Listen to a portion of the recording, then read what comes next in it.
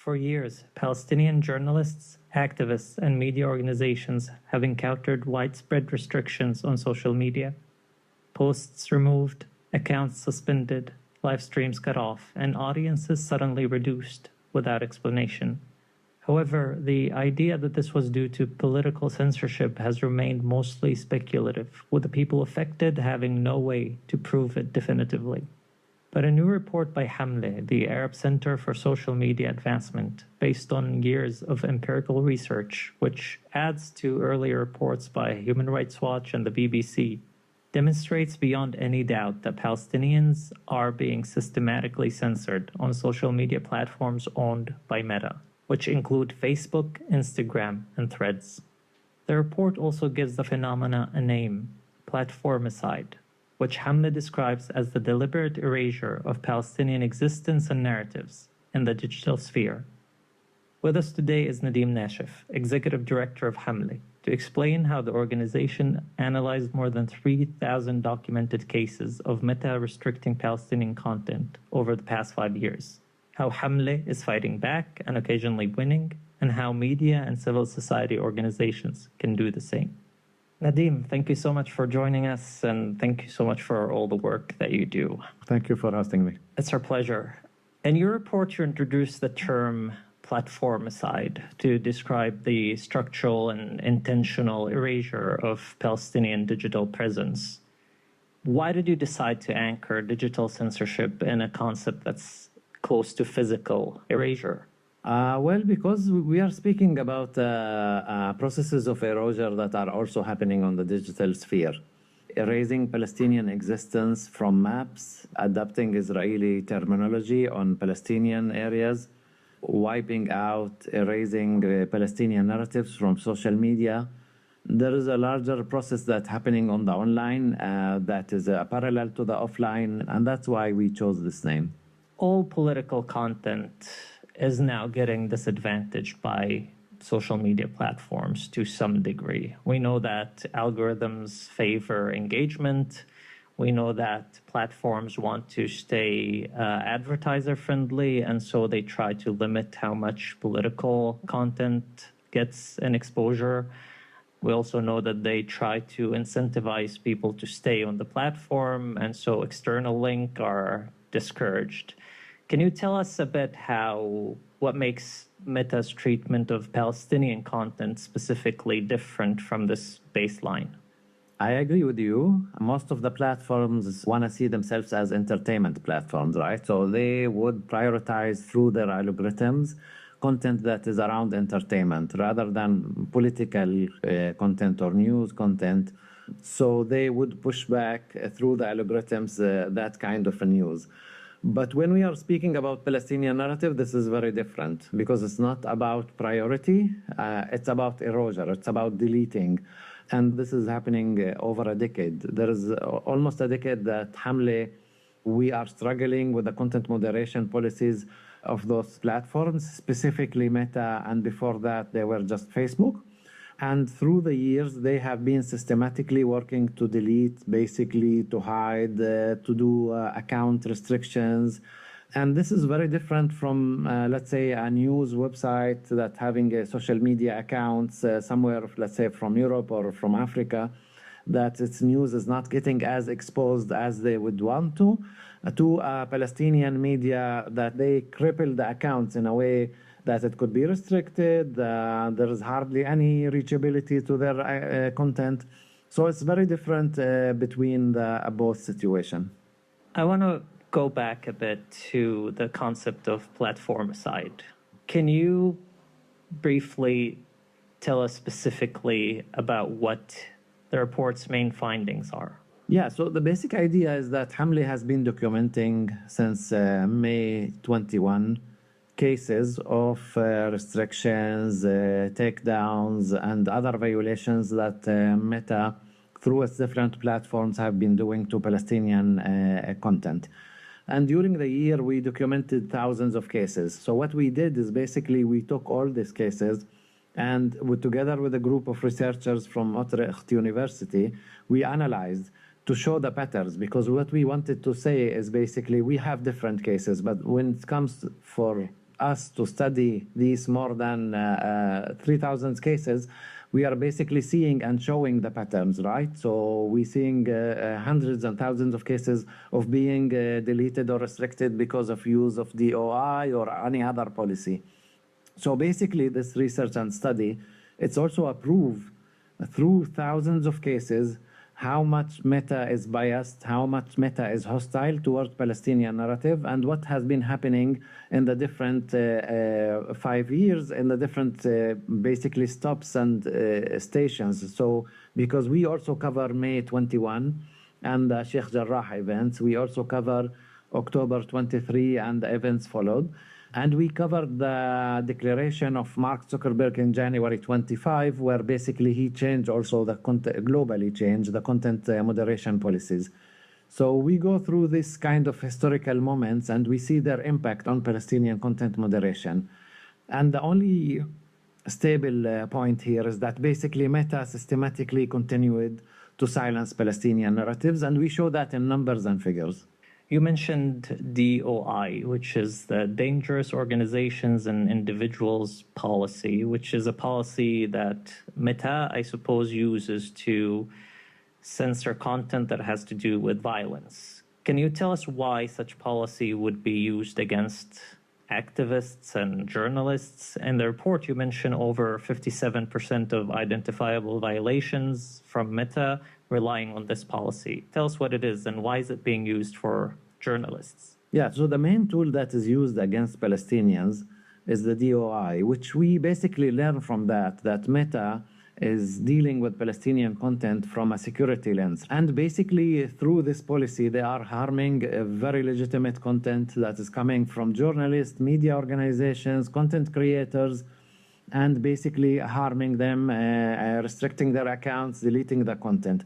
But I think we need to go back in history a little bit, like to go 10 years before that, because this policy was built from the beginning into two layers. Palestinians basically suffer from two layers of discrimination. One layer is being part of the Arabic language and the Arabic sphere.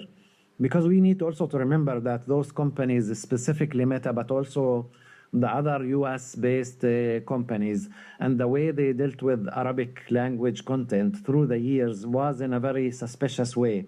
It came on the background of 9/11 and the mentality to see the Arabic world and the Arabic language and the Muslim culture as part of something suspicious and something that is pushing for violence and for terrorism. And that's why the Arabic classifier, the machine, the automated machines who are doing basically the automated content moderation is more than 10 years. It's very developed. It's, from our perspective, it's overdeveloped. Comparing, for example, with the Hebrew language classifier, which was deployed only in September 23, right? There is almost 1 decade difference between the two classifiers. And this is coming on the background that they are looking on Arabic language as something that's suspicious.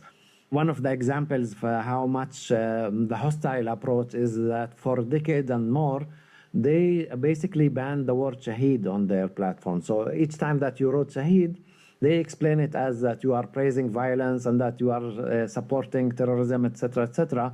And obviously, this approach is very Islamophobic. It's something that, you're not understanding the culture. The word Shaheed has so many interpretation in different contexts and definitely not necessarily praising violence.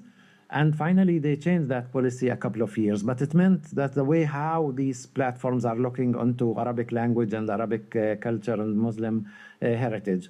Now, on this background, Palestinians have also another layer. The second layer is being Palestinians. So most of actually all except Fatah, or of the Palestinian political party, are designated by the US government, etc. So it means that any political discussion, like now with the coming elections to the Palestinian Legislative Council, any kind of election, even if you are mentioning these political groups, armed groups, etc., even if you are criticizing them, your account would be restricted, the content will be taken down. So this is the background of how Palestinian content is being dealt with, several layers of discrimination, while at the same time, the Hebrew language classifier was only deployed recently, And as of Hamlet test, it's a very weak classifier. It's not really holding. It's not really preventing the incitement, the genocidal rhetoric that has been happening on those platforms in the last 2.5, 3 years. Could you just explain this to us? Is this an automated system that reads and understands language and flags posts by itself? Today, the vast majority of the content moderation processes are automated and done by machines, basically. So if the machine believes that there's a threshold, that it's violating the rules according to certain standards, it will automatically take down the content and restrict the account. So this work is vastly, specifically today, but also in the last years, more and more moving to machines and automated work. And there are really like very few cases, maybe 10% or less of cases that are, looked at by humans, specifically when there are appeals. But the vast majority of this work is done by automation. As journalists on these platforms, we have to report on violent events. We have to use images that maybe contain, weapons, that maybe contain injured people. We might quote anyone, terrorists or not terrorists, state actors, politicians. That's part of journalism. It seems like that needs to be protected. Is that not the case? Yeah, so at a certain point, the DOI policy was changed into a place where they were saying if you are reporting or discussing those organizations in a way that you are not glorifying them and not supporting them, it could be a media context or otherwise, or political discussion, this should be a legitimate content on the platform of Meta. There was also another part which called the newsworthiness. So even if there is a content that is violating the platform policy, but because it's very important for people to know that this is happening and somebody is saying that, they will allow this too. Unfortunately, this is not being implemented in the Palestinian content. When Palestinian journalists, and we have like hundreds of cases like this, are reporting on what's happening and they are putting it in contextualization, right? As a journalist, you have to put the contextualization, not just, to copy paste the declaration of certain personality, for example.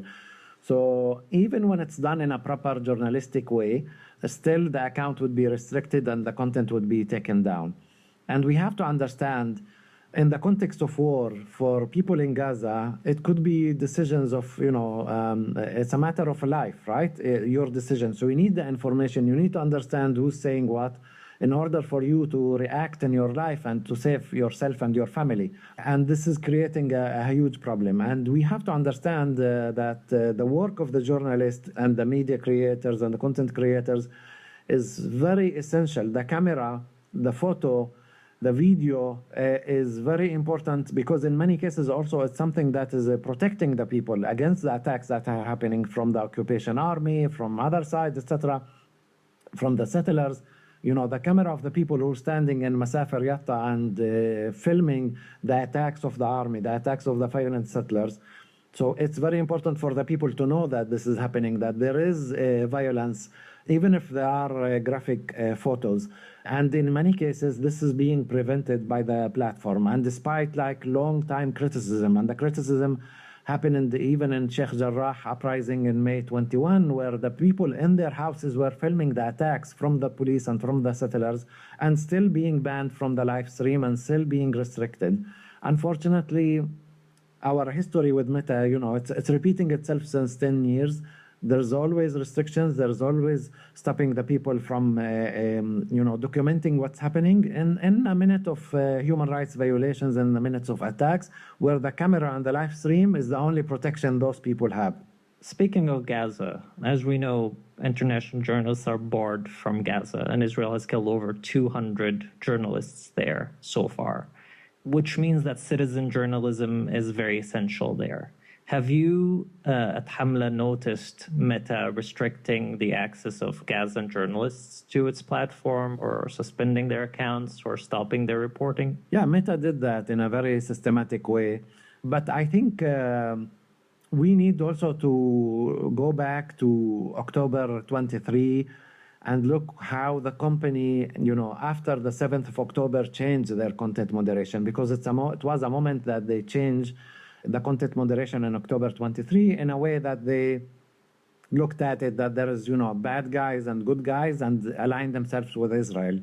And this is not something that Hamle or other human rights organizations or digital rights organizations are saying. This is something that was leaked in the Wall Street Journal report at that time, basically saying, and the leaks were basically the internal correspondence and the emails between the executives and the company. So at that time, they decided that they want to lower the threshold of the machines, right?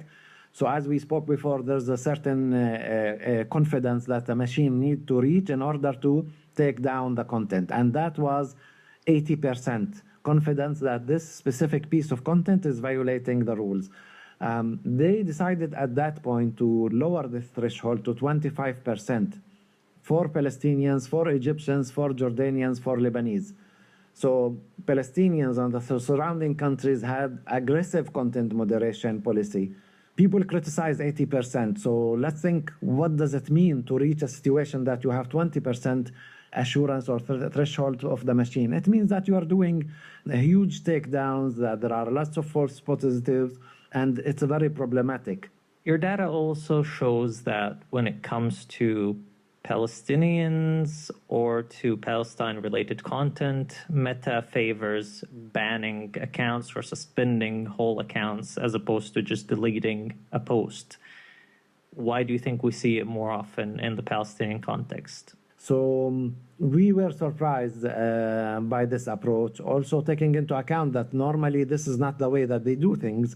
Normally they, at least they give 3 strikes until reaching, the level of restricting the account itself.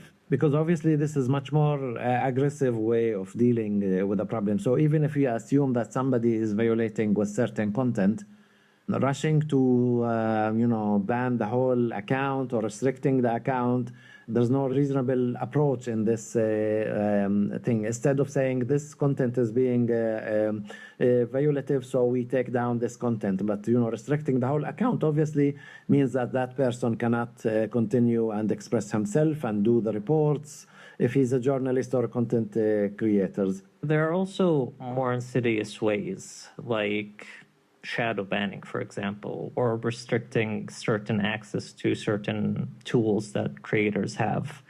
But specifically shadow banning, which seems very difficult to prove, because by definition, the person would not be able to contest it because they might not even know about it. How did you go about documenting that? And how often do you see Meta using it on Palestinian content?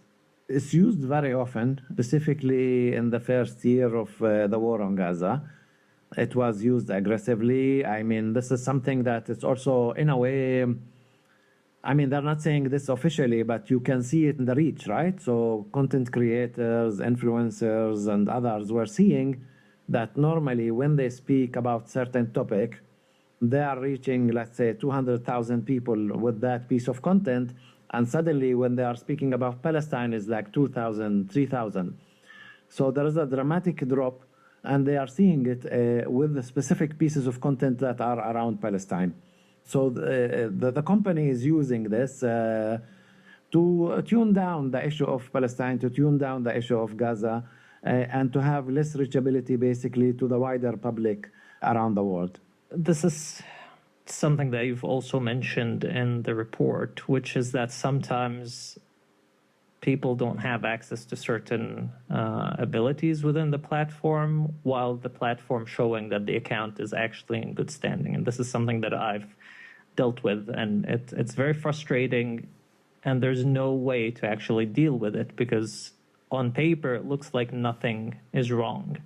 Is this something that you've also noticed being used a lot, and how do people deal with it? Yeah, this is the problem, that this issue and the shadow banning are not like official policies, right? So in the restrictions that we spoke about and the takedowns, you will get some kind of notification. There is something official from the company saying that they are doing this. So sometimes to do these kind of more, in a way, sneaky approaches to shadow ban without letting you know. We were asking about accounts and saying this account is having this and that problem. I'm saying, no, the account is fine. There's no restriction from our side. But clearly, in terms of reachability, clearly that there are some features that they are not able to use.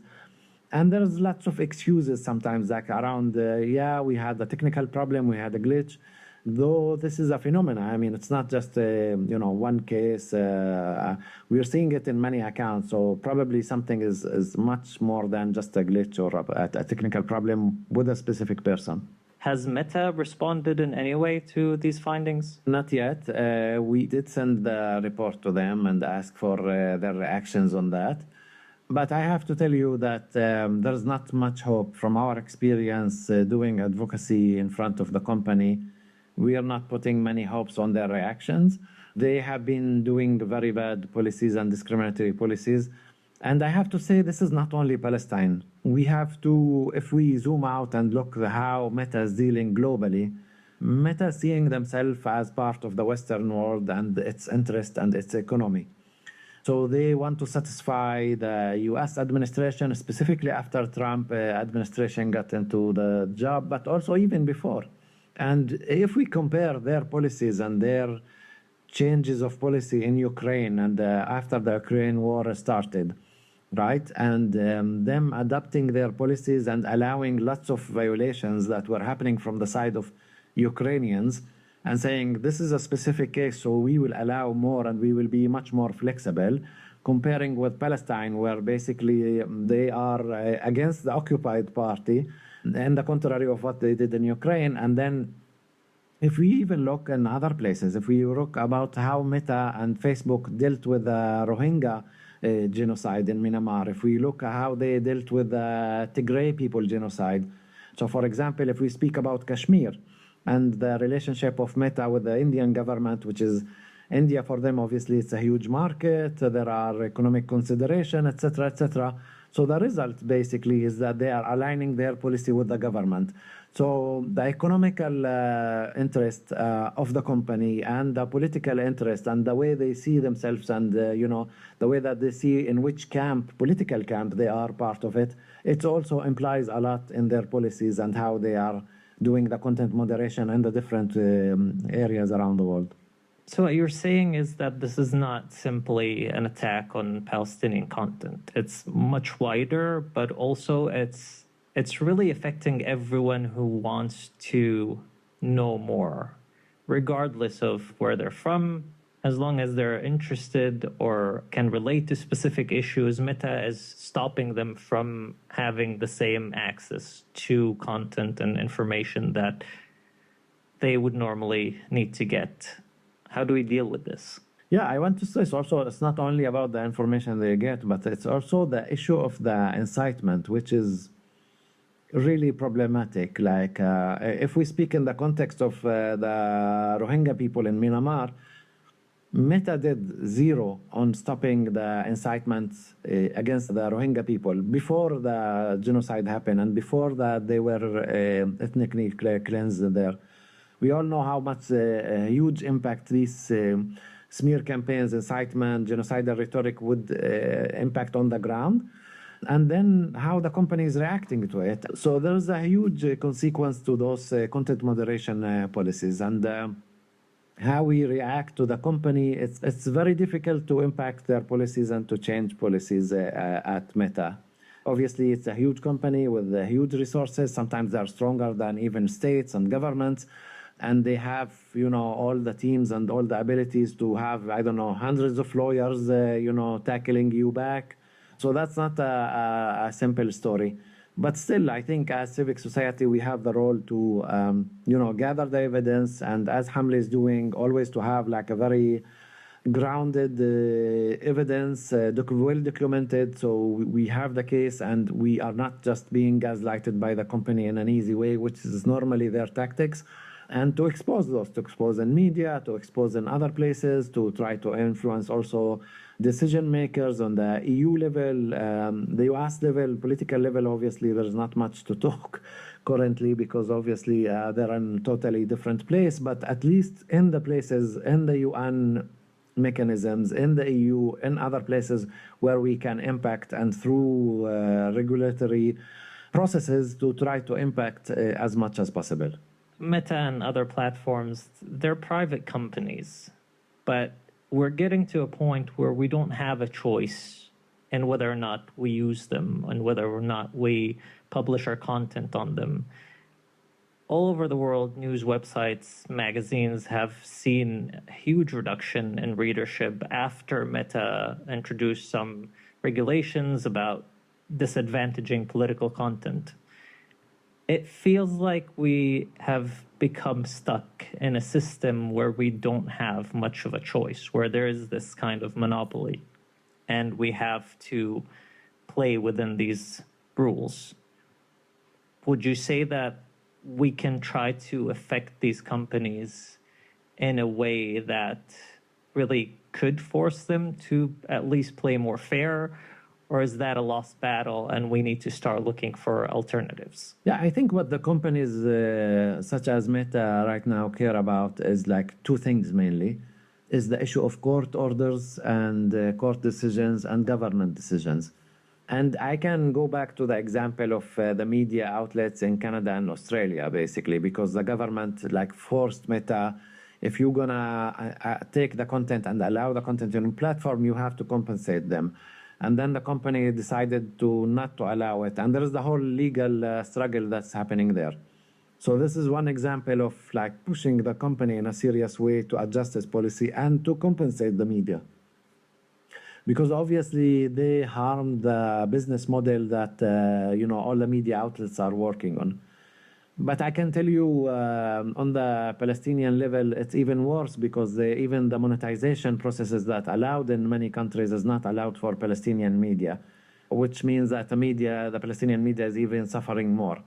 But in general and globally, I think, yes, we have to continue pushing wherever we can, either legally by courts or when there are like governments who can protect the media outlets and create these decisions that, and the regulatory frames. For example, the Digital Service Act in the EU is one of the regulatory frames that is coming basically to protect the people and the citizens and their rights. So there are attempts to regulate this in a way that to give some limits on the company. The problem is that in the US, the approach is very different, right? The approach of this administration and even the ones before is basically to have as less possible legislation and regulation and to give their companies the freedom of, to making as much profit as possible, to keep the growing in a context that they want to have like zero even regulation on those companies, and obviously all the harm that comes from such approach. If you're listening to this, you already know the value of the work that we do. By joining us today, you're supporting independent journalism on the ground. Journalism that stands for justice, equality, and freedom for everyone between the river and the sea. We just need 200 new members to hit our campaign goal. Head over to 972mag.com and sign up now. You mentioned something interesting, which you also touch on in a different report, which is that Palestinians are disadvantaged even before they put their content on these platforms by not being monetized, by not having access to tools such as PayPal, but also on an infrastructure level. We know that the Palestinians in the West Bank have only gotten 3G, I think, a few years ago.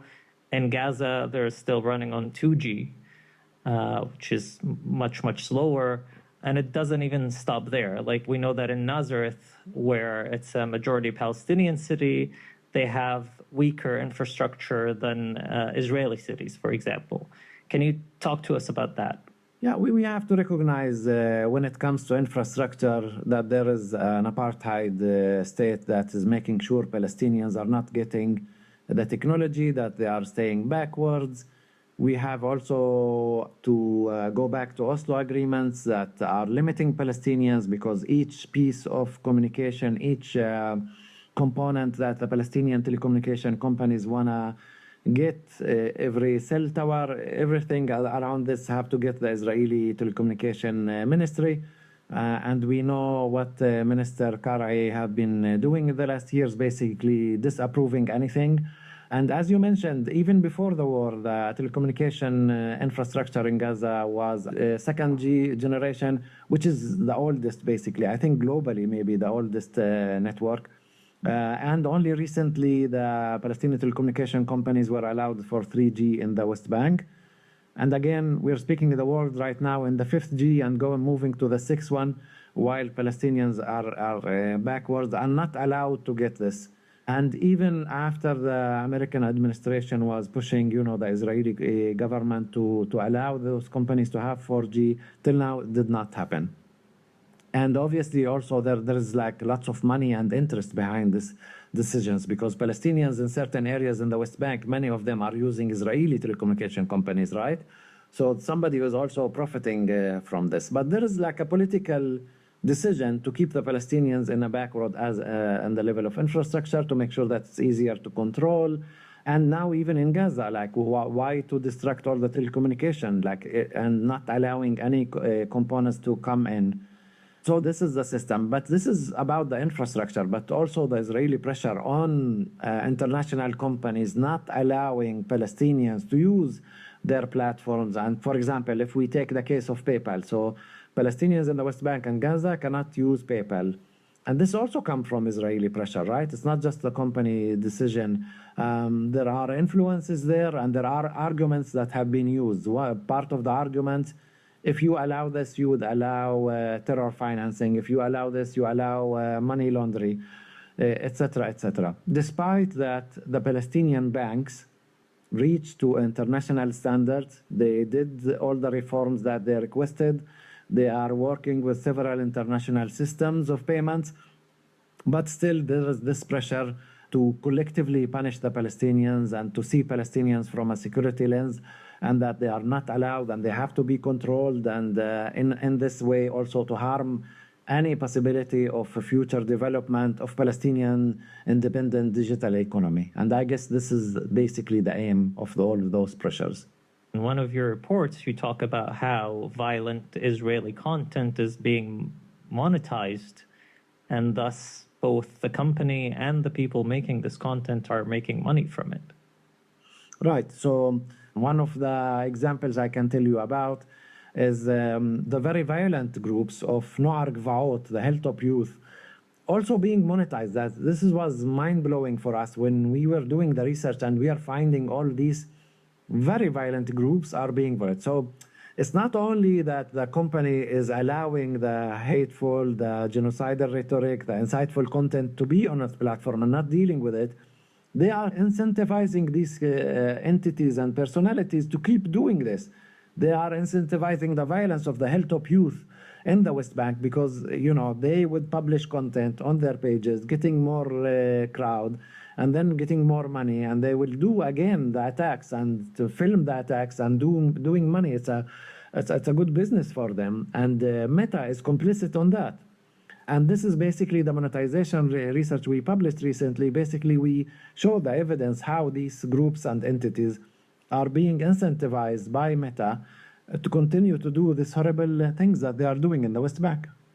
One of the things we did not speak about is that all the Palestinians in the West Bank and Gaza are categorically excluded from this monetization program, right? So if you are an Israeli, you are allowed to join the monetization program. But if you are Palestinian, you are not allowed to join the monetization program, which creates a situation where basically, if you are, a legitimate media in Ramallah, doing your work, your journalist, etc., you're not allowed to monetize it. But if you are a violent sitter in one of the Hilltop youth groups somewhere in the area of Ramallah, you are getting monetized. And this is part of the problem and how the system is creating the imbalances and the discriminatory approach. Ironically, social media was seen as a tool of social change. It was giving voice to the voiceless. I'll go back to the Arab Spring, and this maybe touches a bit on Hamla and how it started. When we used social media to organize, we used social media because we couldn't get access to mainstream media, especially in Arab countries. Is this over? Are we in an era where social change and political change through social media is being engineered out of it? Yeah, definitely it is. I mean, at that time, at the time of the Arab Spring, we were very optimistic, and people were saying, technology will liberate the people, and social media is some kind of decentralization, right? Because before, I mean, we were getting news and information through somebody. Like there was like editing setting or an editor who decided, like, what's the public taste, what's the public need to know or not to know. And then you had the social media, and people had this kind of atmosphere. Yes, we can speak about whatever we would like. We can report about whatever we'd like. And different kind of journalism started and content creation. But unfortunately, this is not the reality we're living in. I mean, social media platforms in the background, they have political interests. We saw what happened with TikTok. Maybe the only company regarding Israel-Palestine that was not like really in the same exact line of the American-based companies like X, YouTube, and Meta.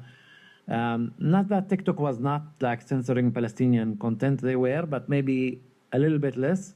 Somebody decided to buy the company in the US and with a very clear political interest, and basically to engineer the whole platform in a way that they want the American youth to see the world in a very specific way. So obviously we are in an era that is very problematic even in that sense. And maybe some of the margins that we have right now will not be there in the years to come. I want to close on an optimistic note, if that's even possible. But we know Hamla has succeeded on multiple occasions. You've succeeded in lifting the outright ban on the use of the word martyr, shaheed in Arabic. You've succeeded in forcing Meta to check their rules in regards to Hebrew language. Right now, in this moment, what can we as media outlets, as content creators, as civil society organizations do to get back some of these rights and protect our rights on these platforms? Despite how much the situation is problematic, obviously we have to keep the struggle and to find any creative ways of how to push back those policies and the companies and to hold the companies accountable. So yes, Hamli managed in the past years to change certain policies around the Shaheed and around other policies. And we will keep doing this engagement. But I think it's very important for us to do the documentation, because the work that we have been doing is very much grounded on evidence, on case documentation. And this is not something like in general, a kind of a general feeling, but rather than an approach of advocacy that is based on data and documentation. I think generally for civic society, I'm now speaking also globally, not only Palestine, Israel related, we need to have much more kind of creative approach towards tech accountability, right? Because after Trump administration, or since Trump administration, the companies went to much more to the right side in their approach. So they were like pretending things before, that they cared about human rights, that they care about different things. They dropped the masks and they started acting in that way. So even the advocacy approaches, meeting with civic society, etc., it also changed. So that's why the advocacy approach need to be changed. And I think many of us trying to find new tactics and new ways to leverage, some influence on those companies. So for example, in Hamle, we are doing lots of shareholder engagement. So we are reaching out to shareholders at Meta, explaining the problem, asking them to ask questions to the leadership of the company in the annual meeting of the shareholders, bringing voices to that meeting. We managed to bring a recording of Fatin Alwan, a prominent Palestinian journalist, to that meeting through friendly shareholders, and to introduce a resolution in that annual meeting that the company need to do much better in terms of human rights due diligence to make sure that they are not doing harm in Palestine, in the Palestinian context. So there are different ways of more kind of creative ways and tactics that we have been using in order to impact and in order to have our cause still there and pushing the company on their policies that are discriminatory toward Palestinians. Thank you so much, Nadim, for all the work that you do and for talking to us at Plus 972. Thank you, Ala. It was a pleasure.